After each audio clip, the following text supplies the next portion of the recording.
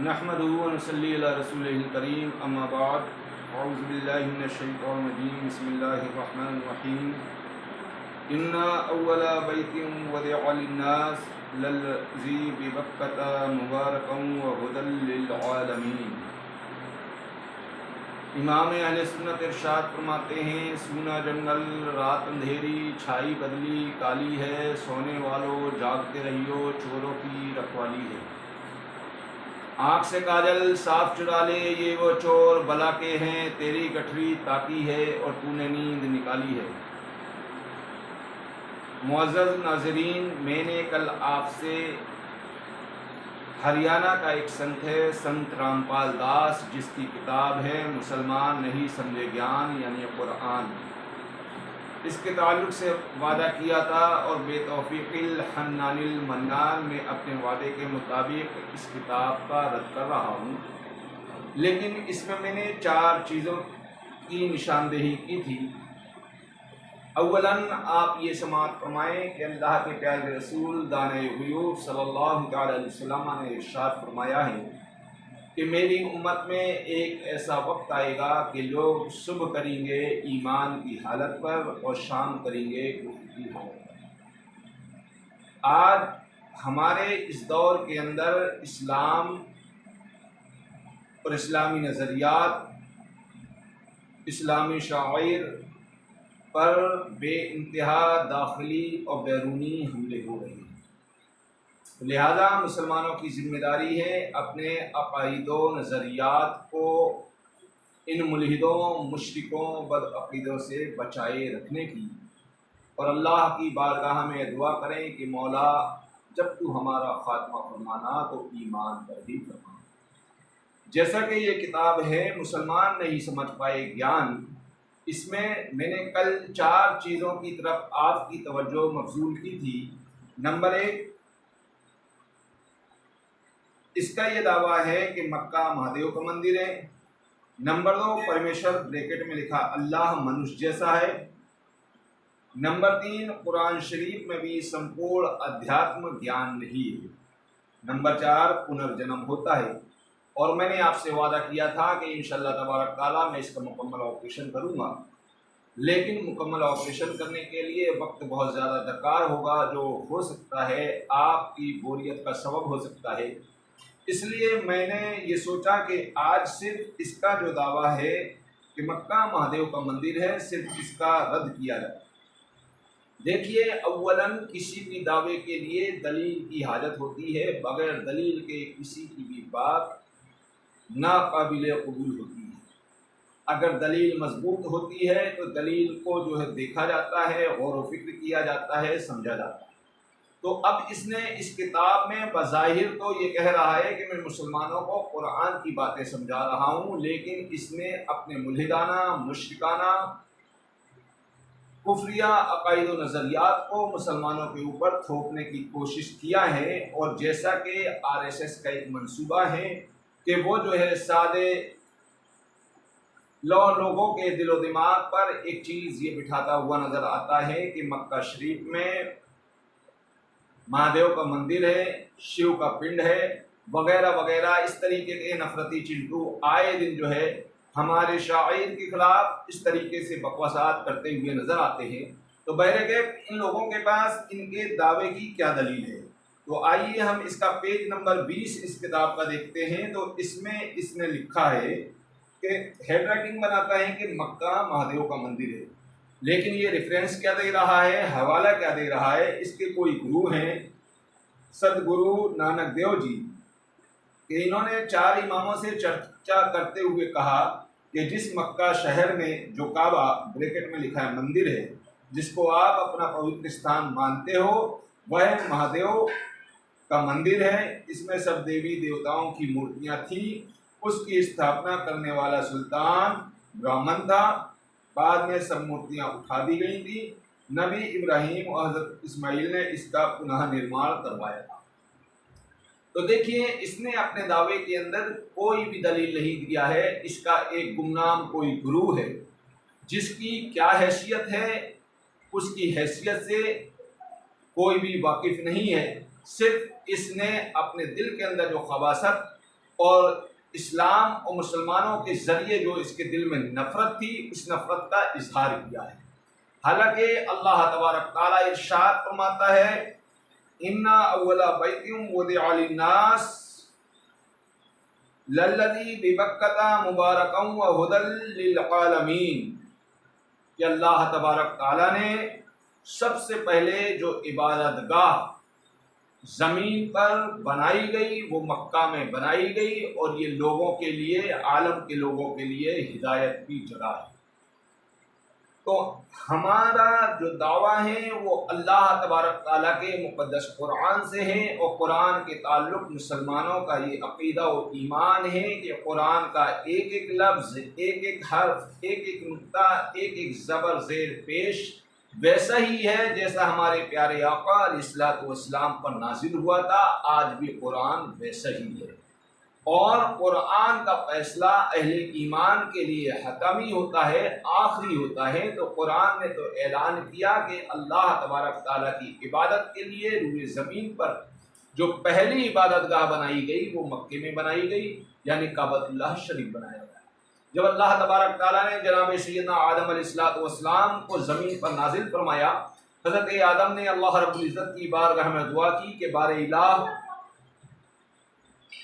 میں جنت میں رہتا تھا، بیت المعمور میں فرشتوں کو طواف کرتے ہوئے دیکھتا تھا، فرشتوں کی تسبیح سنا کرتا تھا، فرشتوں کی تحلیل سنا کرتا تھا، فرشتوں کی تقدیس سنا کرتا تھا،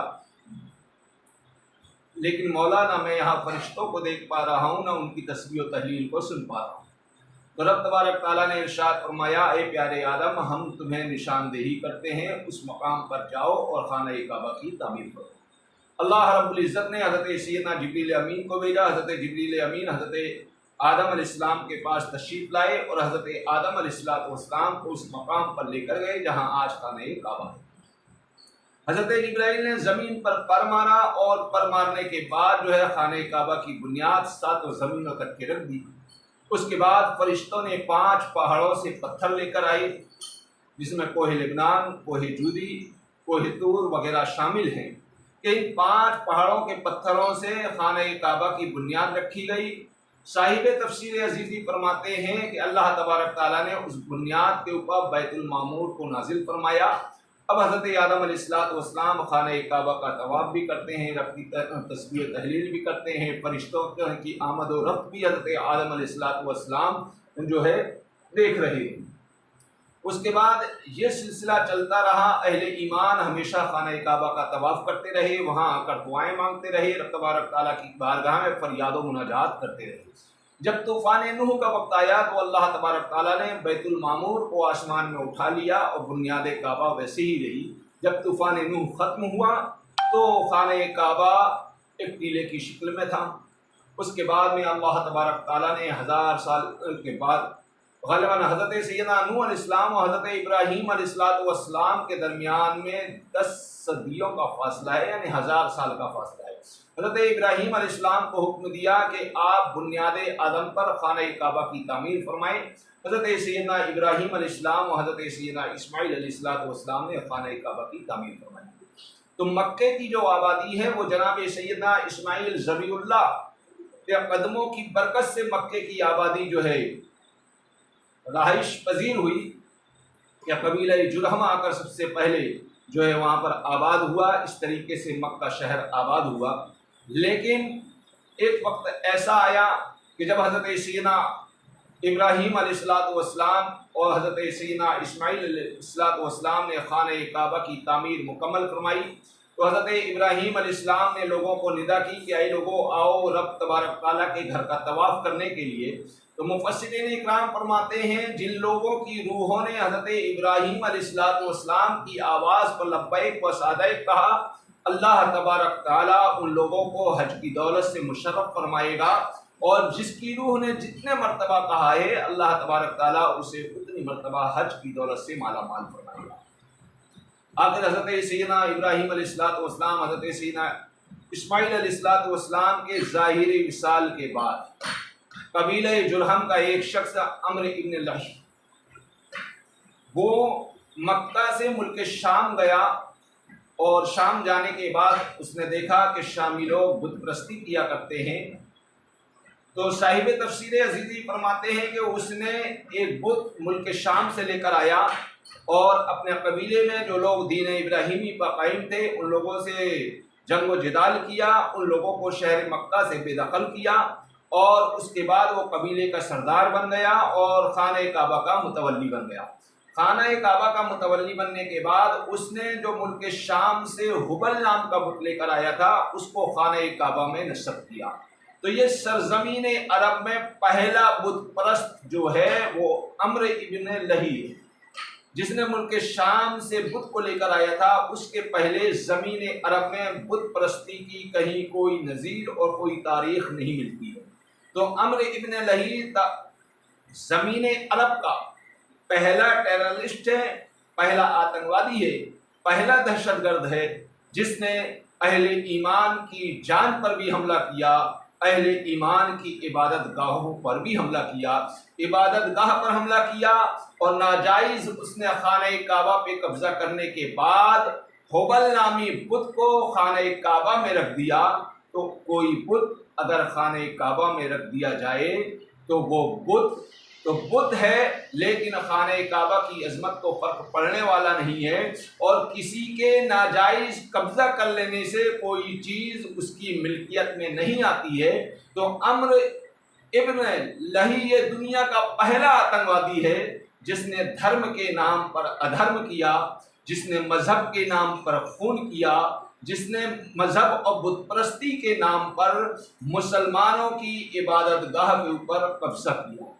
تو لہذا ہمیں یہ بات پتہ چلتی ہے کہ اہل ایمان کی عبادت گاہوں پر قبضہ کرنا یہ بت پرستوں کی پرانی علامت ہے، اور یہ دنیا کا پہلا آتنک ہے کہ دوسرے کی عبادت گاہ پر ناجائز قبضہ کرنا۔ اب یہ ملعون و مردود شخص جس نے یہ کتاب لکھا اور جس نے اتنا لمبا چوڑا دعویٰ کیا کہ مسلمان نہیں سمجھے گیان یعنی قرآن، اگر ہم اس کے کردار کی بات کریں تو یہ نہایت ہی گھٹیا کردار کا مالک ہے۔ اس کی زندگی کے اندر نہ کہیں صداقت نظر آتی ہے، نہ کہیں امانت نظر آتی ہے، نہ کہیں دیانت نظر آتی ہے۔ حد تو یہ ہے کہ یہ جس ملک میں رہتا ہے اس ملک کے خلاف میں اس نے بغاوت کی، یعنی سنت رام پال داس نے ملک کے قانون کو ٹھینگا بتانے کی کوشش کی۔ حد تو یہ ہے کہ یہ جس مذہب میں پیدا ہوا تھا اس مذہب کے لوگوں کو بھی نشانہ بنایا، تو اہل ہنود نے بھی اس کے خلاف مورچہ کھولا تھا، اور اس کے بعد میں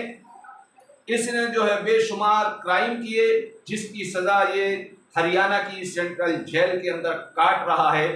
سینٹرل جیل میں کاٹ رہا ہے، اور اس پر تقریباً 20-21 دفعات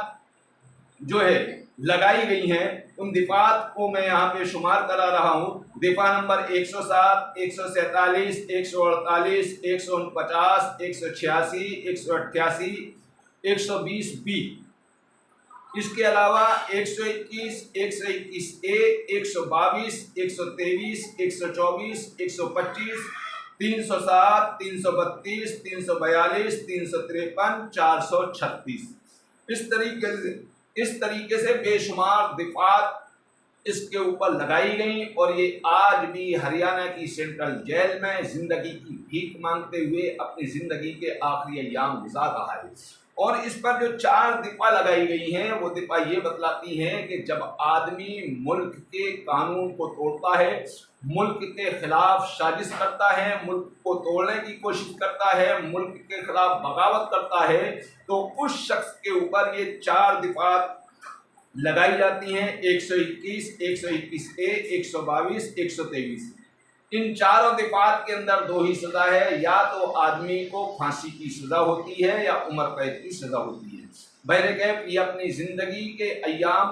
آخری ایام جیل میں گزار رہا ہے اور اپنی زندگی کی بھیک مانگ رہا ہے۔ اور کیوں نہ بھیک مانگے، کیونکہ اللہ تبارک تعالیٰ قادر مطلق ہے۔ جب تک کہ وہ انسان کو ڈھیل دیتا ہے تو بہت ڈھیل دیتا ہے، اور جب گرفت فرماتا ہے تو اِنَّ بَطْشَ رَبِّكَ لَشَدِيدٌ کا